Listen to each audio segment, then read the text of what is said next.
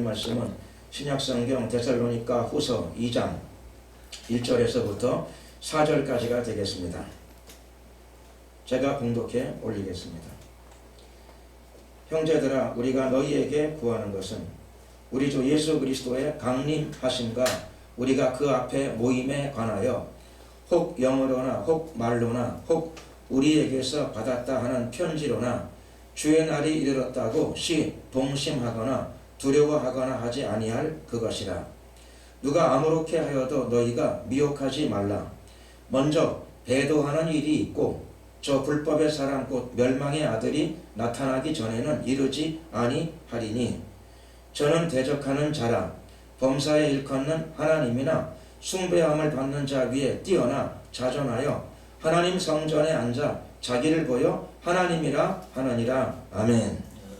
아멘. 오늘 본문 말씀은 바울이 데살로니가 교회에 보낸 편지의 한 부분입니다. 오늘 이 본문을 통해서 사도 바울은 종말을 맞이하는, 또 특별히 주님의 재림을 맞이하는 교회와 성도들의 자세가 어떠해야 되는가에 대하여 말씀하고 있습니다. 많은 교회와 성도들이 종말에 깨어 있을 것을 요구합니다. 옳은 말씀이죠. 깨어 있어야 합니다. 그런데 묘하게 깨어 있으라고 하는 강조가 있는 경우들 중에서도 간혹 가다가 문제가 발생하는 경우가 있습니다. 안 깨어 있으면 치명적이고, 깨어 있는데도 불구하고 이 깨어 있는 거를 잘 이해해야 되더라고요.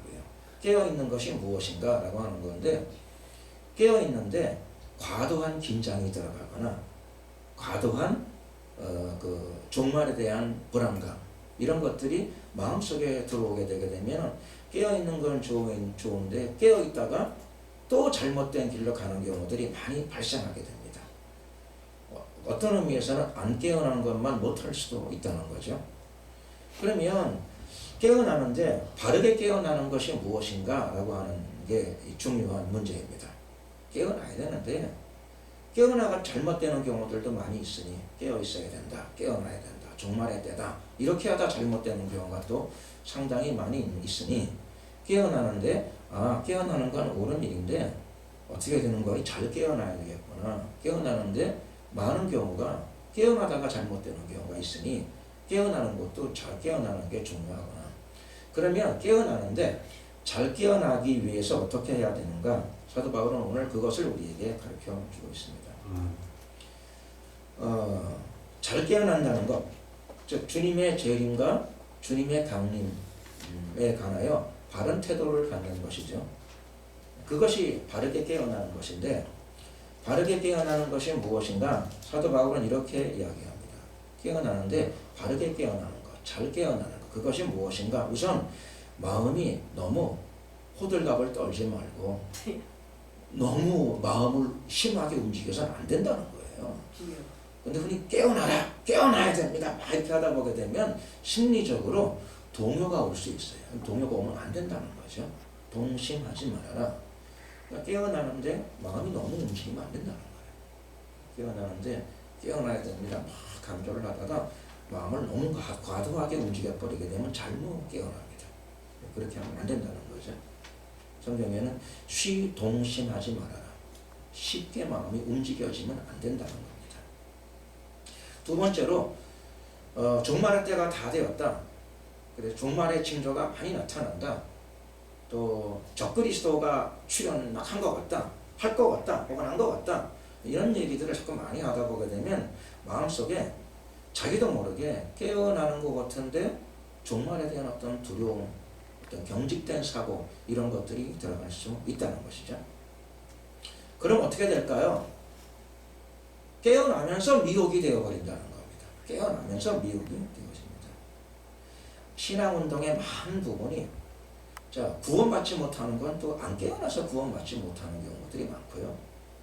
깨어나는데 잘못 깨어나가지고 또 구원의 대열에 들어가지 못하는 경우들도 많이 있다는 것이죠. 교회 역사에는 이런 경우들이 많이 있습니다. 종말운동을 하게 되면 대부분 깨어있는 걸 많이 강조하는데 그러다가 잘못되는 경우가 또 엄청나게 많다는 것이죠. 그래서 사도 바울은 미혹하지 말아라. 이 말은 미혹되어서는 안 된다 그런 뜻입니다.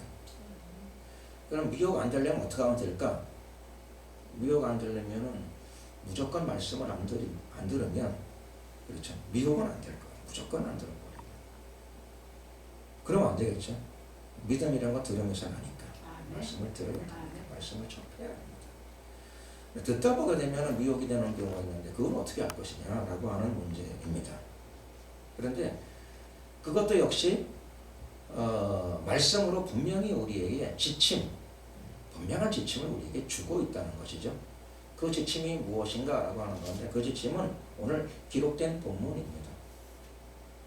오늘 우리에게 주어져 있는 본문, 자 종말에 대해서 기도를 해서 어떤 특별한 영감을 받는 것, 기도를 깊이 해가지고 종말에 대해서 기가 막힌 많은 어떤 징조들을 잘 발견하는 것, 물론 그럴 수도 있겠지만은 근데 그거는 분명한 지침이 되어지지는 않습니다. 종말에 대한 분명한 지침, 즉 잘 깨어나는 방법, 그것을 성경은 명백하게 여러분들에게 우리들에게 제시하고 있습니다. 주님은 종말의 때에 우리에게 명백한 지침으로 오늘 본문을 통해서 무엇을 우리에게 가르쳐주고 있습니까? 주님 재림 직전에 가장 명백한 징조, 주님 재림 직전에 가장 분명한 징조는 그리스도가 재림하시기 직전에 가장 명백한 징조는 적 그리스도의 출현입니다. 그래서 그리스도가 오시기 바로 직전에는 진짜 그 적 그리스도가 도래한다는 것입니다. 성경은 이 적 그리스도에 대해서 이렇게 표현하고 있습니다. 불법의 사람, 멸망의 아들. 그가 오기 전에는 주님의 재림은 없습니다. 그러니 적 그리스도를 우리가 직접 대하지 않았거든 주님은 바로 내일이나 모레 바로 오지는 않으십니다. 그것은 어떻게 하느냐? 기도 응답을 받은 바는 없지만 성경이 우리에게 분명히 제시하고 있다는 것입니다. 적 그리스도의 출현이 있어야 됩니다. 적 그리스도의 출현은 어떻게 알 수 있을까요? 다행히도 뭐냐 하면은 기도를 많이 안 한 사람도 알 수 있게 그렇게 분별할 수 있다는 것입니다. 40일 금식 기도를 안 하신 분도 걱정 안 하셔도 됩니다. 아침 금식을 오래 안 하신 분도 전혀 걱정 안 하셔도 됩니다. 이건 왜 그런가 하면 성경이 명백히 우리에게 이렇게 가르쳐주고 있기 때문입니다. 하면 더 좋습니다. 하면 더 좋은데 조금 안 했다 하더라도 불안감을 느낄 건 없습니다.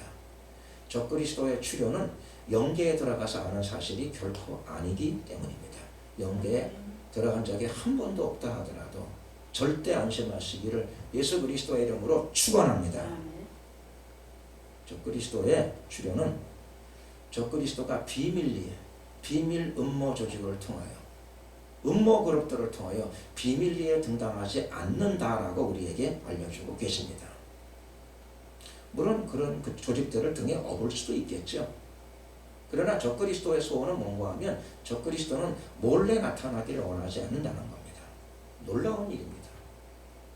적그리스도는 몰래 나타나기를 원하지 않고 적그리스도는 유명해지고 싶어 한다는 거예요. 적그리스도는 높아지고 싶어 합니다. 적그리스도는 세계를 통제하고 싶어 하고 지배하고 싶어 합니다. 자기를 많이 위에 높이고 싶어 합니다. 이거는 적 그리스도의 본능입니다.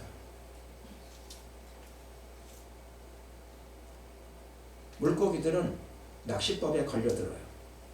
1년간, 10년간, 100년간, 1000년간 그렇게 해서 많이 죽었으니까 이제 낚시법에는 안 걸려들겠죠?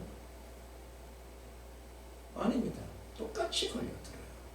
낚시법을 무는 게 물고기의 본능이에요. 그래서 안심하십시오. 그렇게 많이 속았는데 물고기는 또 속습니다. 낚시에 갔을 적에 그냥 늘 쓰던 물고기 밥을 가지고 또 가시고 또 던지시면 물고기는 또 오니까 안심하십시오. 놀랍게도 마귀는 교활하고 아주 영리한데 마귀의 본성은 자기도 어떻게 할 수가 없어요.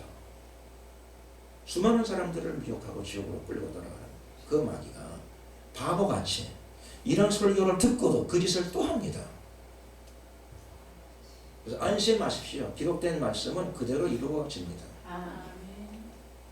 이 바보 같은 적그리스도가, 이 멍청한 적그리스도가 하나님의 성전에 들어가 가지고 많이들이 보는데 내가 하나님입니다 라고 선포한답니다. 이렇게 미련한 자가 어디 있겠어요. 그렇죠? 성경에도 기록되어 있고 성경이 몇 분이나 인쇄되어 있을까요? 알 수가 없어요. 무지하게 많이 인쇄되어 있고요. 이런 설교를 얼마나 했을까요? 주의 종들이 무지하게 많이 했을 겁니다. 그런데도 여기에 걸려들어요.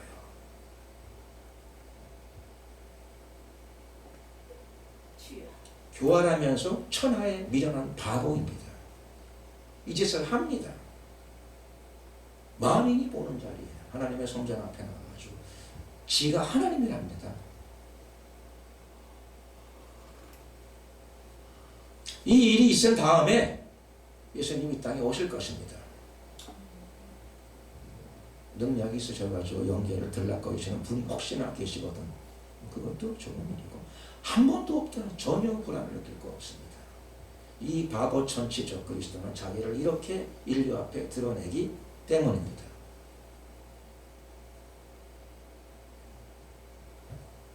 이런 날이 언젠가 오게 될 것입니다. 기록된 말씀에 따라 이 일이 도래되어질 것입니다.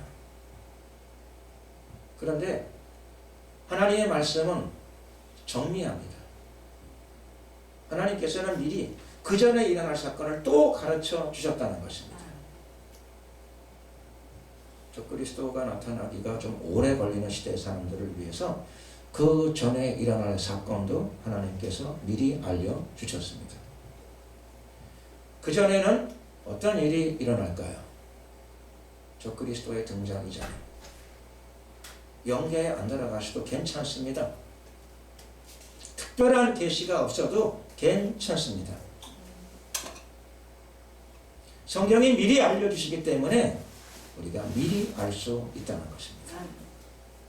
그것이 무엇입니까? 그것은 그 전에 적그리스도 등장 이전에 어떤 일이 벌어지는 거 아니? 배도가 일어난다고 말씀하고 계십니다. 배도란 말은 배신을 의미합니다.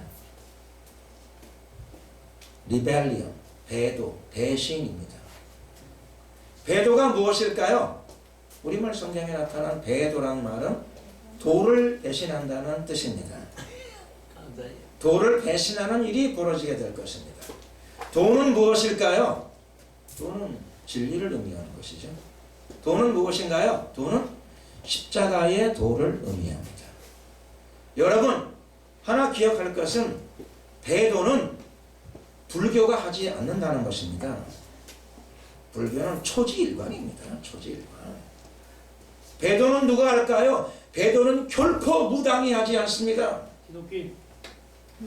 무당은 철저히 그렇죠. 자기 길을 합니다. 북치고 장구치고 하면서 춤추면서 꿋꿋이 초지일관 자기 길을 걸어갑니다. 배도는 누가 하는 거 아니? 배도는 교회가 할 뿐입니다. 배도는 누가 하느냐? 배도는 정식 부인이 하는 게 배도예요. 배도는 누가 하느냐? 불신자들은 배도하지 않아요. 처음부터 안 믿고 끝까지 안 믿는 사람들은 초지일관 자기 길을 걸어가는 거예요. 배도는 누가 하느냐? 예수님의 교회들이 배도의 길로 간다는 것입니다. 그래서 그게 징조가 되는 겁니다. 설마 그러랴 어쩌다 한둘 일어나는 거는 종말의 현상이 아니에요. 그건 중세에도 많이 있었고 초대교회 시절에도 있었어요. 그런 배도는. 여기 이 배도는 종말론적인 징조로서의 배도입니다. 그러니까 한두 개 일어나가지고 배도가 되질 않아요. 중세에도 그런 배도 많았어요. 초대교회 시절에도 배도가 더러더러 많이 있었어요. 그러니 이 징조가 종말의 징조가 되려면 어마어마한 배도를 해야 됩니다. 대규모 배도라야 됩니다. 한두 교회, 한두 교파라서는 안 됩니다. 누가 봐도 어마어마한 배도입니다. 상상을 초월하는 배도입니다.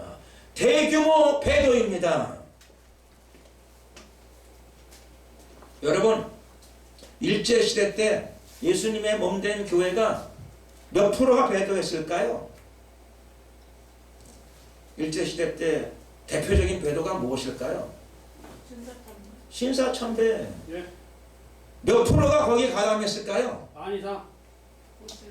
그거 33인 빼놓고. 얼마냐면요, 신사참배에 안 한 교회가 별로 없었으니까, 아주 적었으니까. 그 정도가 되어도 종말론적인 배도는 아니었어요. 그런 배도가 일어나는데도 그 다음에 10년 후에 20년 후에 예수님 제일 많으셨어요. 그러니까 이 배도는요, 신사참배보다도 규모가 더 큰 거예요. 대부분의 교회가 거기에 가담했는데도 그게 종말 사건은 아니었다는 겁니다. 그러니까 이때 이 배도는요, 절대 다수를 의미합니다. 믿을 수 없을 정도로 대부분의 교회들이 이 배도에 참여하게 될 것입니다. 그러면 누가 할 수 있을까요? 걱정하지 마십시오. 기도 안 해도 다 알게 됩니다. 영계에 한 번도 안 들어가도 다 할 수 있게 됩니다. 그래서 배도입니다. 그래서 종말의 징조로 하나님께서 성경에 기록해 놓으셨습니다.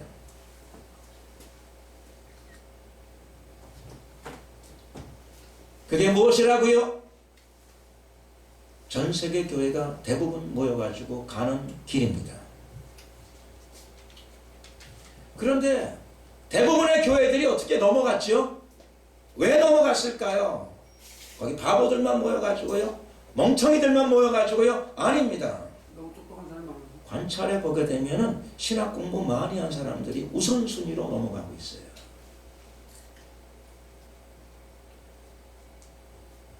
신학을 공부 많이 한 사람들이 우선순위로 넘어가고 있다는 겁니다.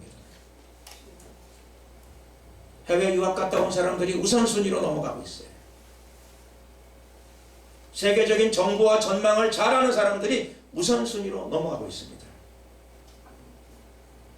세계 교회의 동향을 잘하는 사람들이 더욱 우선순위로 넘어가고 있다는 사실입니다. 그래서 오늘 본문 그대로입니다. 이건 미혹입니다.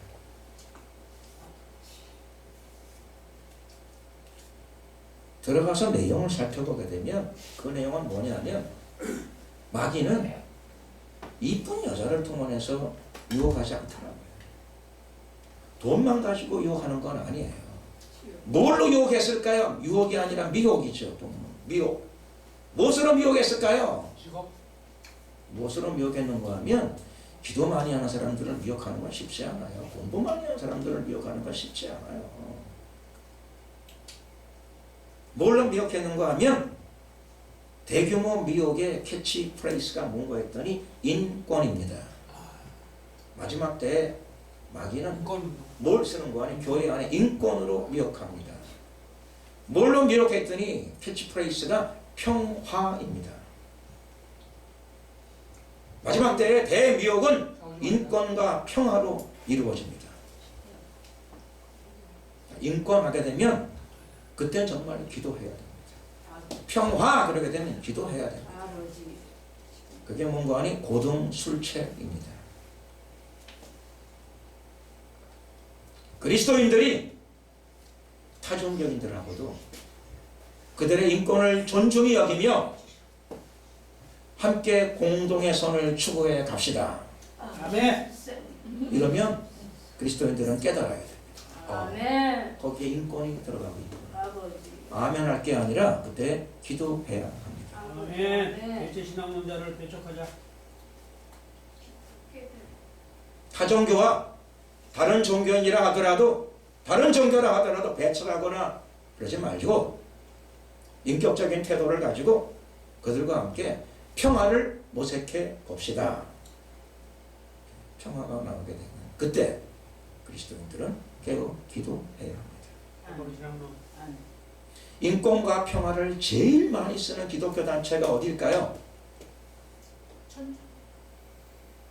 감사합니다. 그럼요. 교황은 무슨 사도죠? 평화의 사도입니다. 이제 기가 막힙니다. 교황은 평화의 사도입니다. 천주교의 공식 교리, 교황은 무한 존재입니다. 교황은 오류가 없습니다. 성경에 없는 사람이에요. 죄 없는 사람이 아무도 없다 그러는데 천주교는 교리가 교황은 오류가 없는 존재입니다. 신격화돼 있죠. 인권과 평화를 제일 많이 쓰는 기독교 단체 또 어디가 있을까요? 인권, 평화를 제일 많이 쓰는 세계에서 제일 큰 기독교 단체는 뭐니 해도 WCC입니다. 역시 머리가 잘 돌아가죠. 허튼 단어를 쓰지 않습니다. 공부 많이 한 사람들이에요. 무슨 단어를 써야 되는 걸 잘 알고 있어요. 그들은 인권이라는 이름을 씁니다. 그들은 평화라는 이름을 씁니다. 인권과 평화를 캐치프레이스로 내걸었는데 거기에 어떻게 대항하겠어요? 거기에 어떻게 대적하겠어요? 수많은 물고기들이 미끼를 덥석 물고 있습니다. 수많은 물고기들이 미끼를 덥석 물고 있다는 것이죠. 너무 많이 물었습니다. 왜요? 단어가 인권이에요. 캐치프레이스가 평화예요. 그걸 거절하게 되면 현대사회에서 무식한 놈으로 몰려요. 그래서 할렐루야라고 달겨드는 겁니다. 물고기들처럼 미끼를 덥석 물었습니다. 그 미끼를 무는 순간 그들이 배도의 길을 간다라고 하는 인식이 없어요. 배신의 길을 간다는 인식이 없습니다. 교회의 머리 신랑이신 예수님께서 우리에게 분명하게 명백하게 기록된 말씀으로 남겨놓으셨습니다. 나는 길이요 진리요 생명이니 나로 말미암지 않고는 아버지께로 올 자가 없느니라. 그분이 없느니라 말씀하셨어요. 나로 말미암지 않고는 아버지께로 올 자가 없느니라. 그러면 없는 겁니다. 혹시나 없어요. 예외적이란 거 없어요. 예수님의 말씀은 진리입니다. 아멘. 진리 앞에 머리를 숙여야 될 줄로 믿습니다. 아멘. 인권과 평화의 캐치프레이스 앞에 머리를 숙이지 마시고 머리를 쳐들어야 됩니다. 아멘. 인권 앞에 굴복하지 마셔야 돼요. 아멘. 평화 앞에 굴복하지 마셔야 돼요. 아멘. 어디에 굴복해야 됩니까? 예수 그리스도의 복음의 진리 앞에 머리를 숙여야 될 줄로 믿습니다. 아멘. 그들이 복음의 진리 앞에 머리를 숙이지 않고 교만한 머리를 쳐들었어요. 주여. 예수님은 그렇게 말씀하셨지만 만자를 달았어요. 배신의 머리를 쳐들었어요. 그들이.